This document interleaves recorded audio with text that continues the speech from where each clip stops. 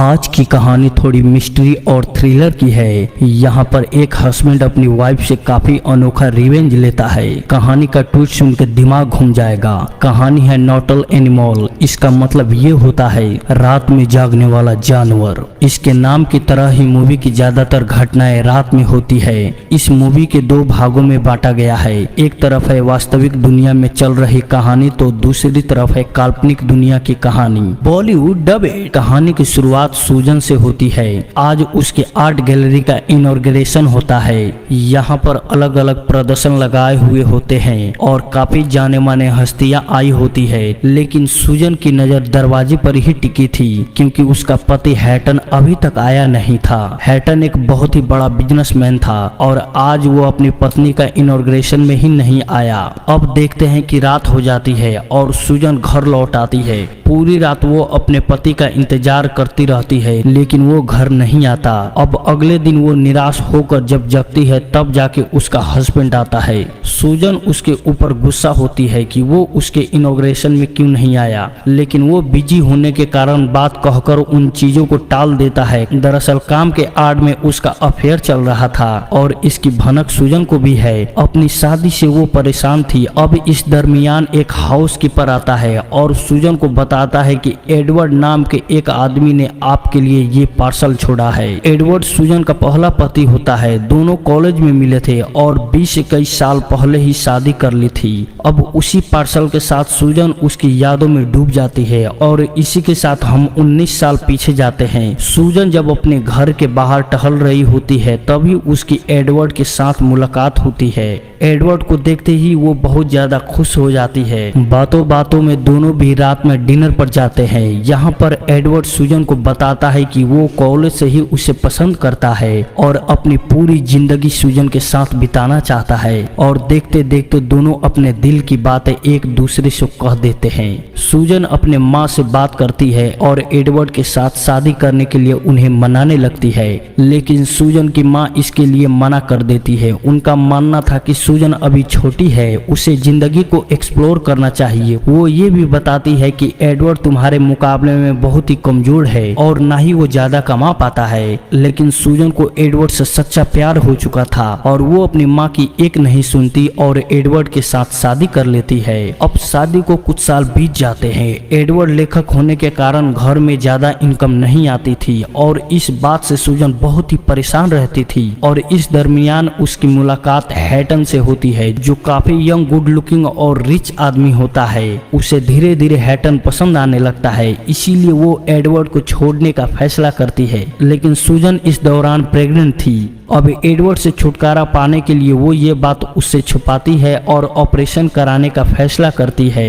इसमें हैटन भी उसके साथ होता है, लेकिन उस बच्चे के पिता यानी एडवर्ड को तो इसके बारे में कुछ पता ही नहीं था। एक दिन एडवर्ड को पता चलता है कि उसका बेबी होने वाला था, लेकिन सूजन ऑपरेशन करने का फैसला किया है। अब ये बात जानने के बाद एडवर्ड बहुत ही ज्यादा आग बबूला हो जाता है क्योंकि उसके साथ धोखा हुआ था। उस बेबी पर उसका भी अधिकार था। उसकी बीवी ने उससे बिना पूछे हुए ये ऑपरेशन का फैसला कर लिया है। इसीलिए हैटन फैसला करता है कि सूजन का मुंह वो कभी जिंदगी में दोबारा नहीं देखेगा। ये उनकी आखिरी मुलाकात है, जिसके बाद आज 19 साल के बाद एडवर्ड ने ये पार्सल भेजा था। ये उसकी लिखी हुई किताब है जो उसने सूजन को भेजा है। किताब का नाम है नॉटल एनिमल, जो वो सूजन को बोला करता था क्योंकि सूजन रात में सो नहीं पाती थी। अब उसी रात को वो किताब पढ़ने बैठ जाती है। उसके साथ हम अब काल्पनिक दुनिया में चले जाते हैं, यानी एडवर्ड ने लिखी हुई कहानी के अंदर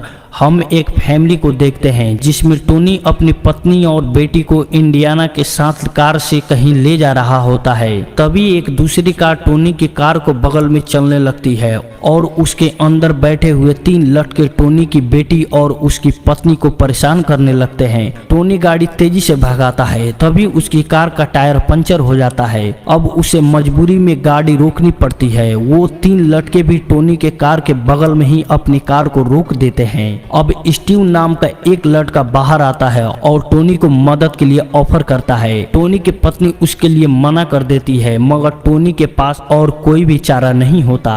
टोनी अब अपने पत्नी और बेटी को सावधान करता है कि वो दोनों कार से बाहर ना निकले, लेकिन स्टीव उन दोनों को भी बाहर निकलने को बोलता है क्योंकि उनके बाहर आए बगैर गाड़ी स्टैंड पे नहीं लग सकता था। अब किस्मत का लाचार टोनी उन दोनों को भी कार से बाहर निकलने के लिए कहता है और दोनों को मजबूरी से बाहर निकलनी पड़ती है। टोनी का डर सच में बदल जाता है। उन तीनों में से दो आदमी मिलकर उसके बेटी और पत्नी को जबरदस्ती बैठा लेते हैं और तीसरा आदमी टोनी को पकड़ कर रखता है। उसकी पत्नी और बेटी जोर जोर से चिल्लाने लगती है, चीखने लगती है कि हमें बचाओ, मगर वो उन्हें वहां से उठाकर लेकर चले जाते हैं। तीसरा आदमी टोनी को उसी के कार में बैठाकर सुनसान रेगिस्तान में जाकर धक्का दे देता है। वो आदमी कार लेकर वहां से भाग जाता है और टोनी लाचार होकर अपनी बीवी और पत्नी के लिए जोर जोर से चिल्लाने लगता है। इतनी कहानी पढ़ने के बाद सूजन की आंख भर आती है। वो कुछ देर के लिए किताब को रख देती है। अब अगले दिन सूजन को ऑफिस के काम करने का बिल्कुल मन नहीं कर रहा था। पिछली रात वो सो नहीं पाई थी। उसके दिमाग से उसी कहानी का दृश्य घूम रहा था। अब रात को सूजन वापस किताब को लेकर बैठ जाती है और आगे की कहानी पढ़ने शुरू कर देती है। कहानी में आगे देखते हैं कि अगली सुबह टोनी लंगड़ाता हुआ रेगिस्तान से बाहर आ जाता है और एक अनजान घर के दरवाजे पर मदद के लिए दस्तक देता है। वहां जाकर टोनी पुलिस को कॉल करता है और सारी बात बताता है। उसके बाद टोनी एक होटल में रहने के लिए चला जाता है। अब उसी रात पुलिस की तरफ से उसे फोन आता है। पुलिस उसे खबर देती है कि उसकी गाड़ी रेगिस्तान में मिली है, लेकिन उसके अंदर टोनी की बीवी और उसकी बेटी नहीं है। वो टोनी को पुलिस कॉप लूटन एंड्रस का नाम बताता है, जो कि आगे की केस की छानबीन करेंगे। अब अगली सुबह टोनी और एंड्रस वो दोनों फिर से उसी रेगिस्तान के अंदर छानबीन करने के लिए जाते हैं, लेकिन जैसे ही वो दोनों थोड़ा आगे बढ़ते हैं तो सामने ही दो औरतों की लाशें जमीन पर पड़ी मिलती है। लाश देखने के बाद टोनी पूरी तरह से टूट जाता है क्योंकि वो लाश उसकी बीवी और बेटी की होती है। अब यहाँ पे कहानी पढ़ते पढ़ते सूजन को दिमाग में वो सभी दृश्य बनने लगती है और उसका दिल दहक उठता है।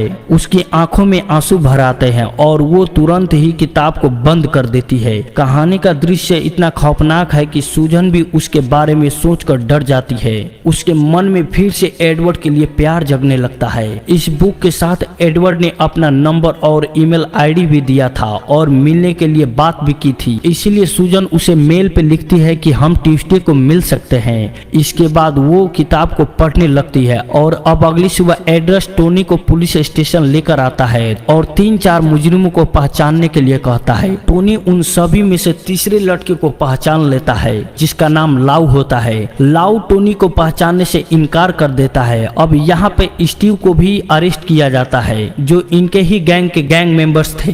गाड़ी में ही स्टीव की पूछताछ होती है, लेकिन यहाँ पे स्टीव इनकार कर देता है कि वो मुजरिम नहीं है, उसने किसी को भी किडनैप नहीं किया था। अब ये स्टीव को उसी घर में लेकर जाते हैं जहाँ पे वारदात हुई थी और वापस पूछताछ की जाती है, लेकिन स्टीव वापस मना कर देता है। खैर अब यहाँ पे स्टीव और उसके साथियों पर केस की जाती है। वहीं टोनी की जिंदगी में उथल पुथल मची हुई थी। एक ही पल में उसने अपने पत्नी और बेटी को खो दिया था। अब यहाँ पे रियल लाइफ में सूजन की भी जिंदगी ऐसे ही चल रही थी। ज्यादा नींद न आने के कारण उसे कई बार कुछ चीजें याद भी नहीं होती, जैसे कि एक दिन अपने ऑफिस में वो रिविजन नाम का एक पोस्टर देखती है, लेकिन उसे याद ही नहीं होता कि यह उसने कब खरीदा। तभी उसकी कलीग उसे याद दिलाती है। वहीं दिन पर दिन उसके अपने पति के साथ रिलेशन बहुत ही ज्यादा खराब हो रही होती है और शायद इस हाई एंड लाइफ स्टाइल में वो स्टॉक हो गई थी। और तभी उसे एडवर्ड का रिप्लाई आता है कि वो ट्यूसडे को उससे मिलने के लिए तैयार है। अब उसी रात वापस किताब पढ़ने बैठती है। कुछ दिन बीत जाते हैं और पुलिस ऑफिसर एड्रेस का कॉल आता है, जो बताता है कि स्टीव को उसके वकील ने झूठी दलील देकर छुड़वा लिया है और टोनी को सॉरी कहता है क्योंकि वो उसके लिए अब कुछ नहीं कर सकता। उसके बाद वो टोनी को मिलने के लिए बुलाता है। दरअसल टोनी की हालात देखकर एड्रेस को भी काफी बुरा लग रहा होता है, उसकी मदद भी करना चाहता है।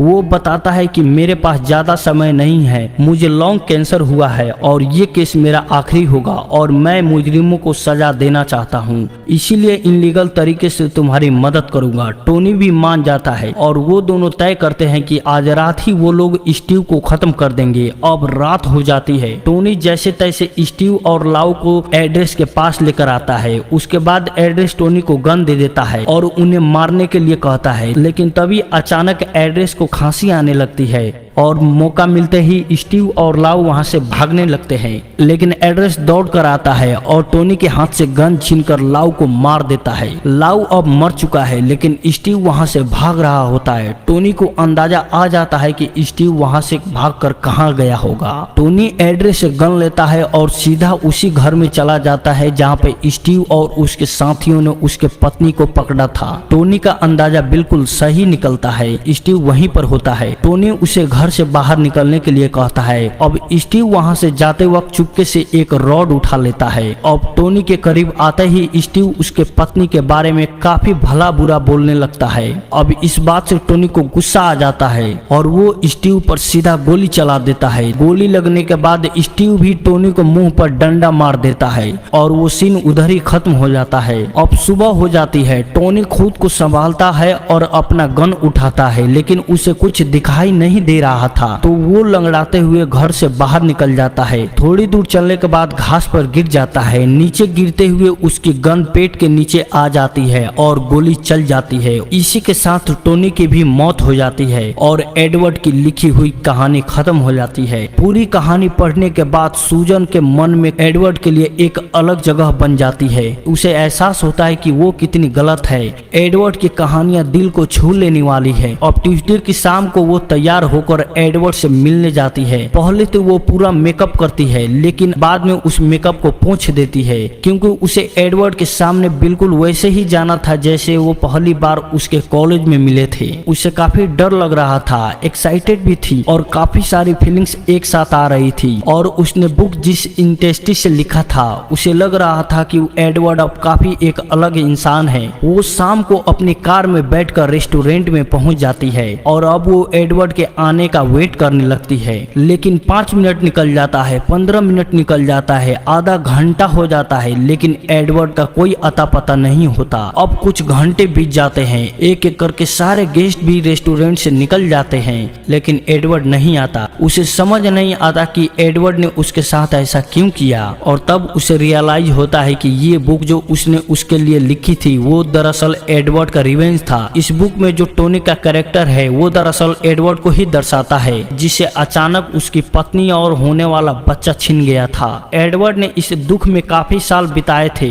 और उसी से प्रेरणा लेके उसने ये किताब लिखी थी। सूजन को आज एडवर्ड की बात याद आती है। उसने कहा था कि वो उसका चेहरा वापस जिंदगी में दोबारा कभी नहीं देखेगा। तभी सूजन की आंखों में आंसू आ जाता है कि उसकी इतनी अच्छी जिंदगी थी एडवर्ड के साथ, लेकिन उसने कभी भी एडवर्ड के काम को दिल से नहीं लिया और आज उसके हाथ में कुछ भी नहीं है। और यहीं पर मूवी खत्म हो जाती है।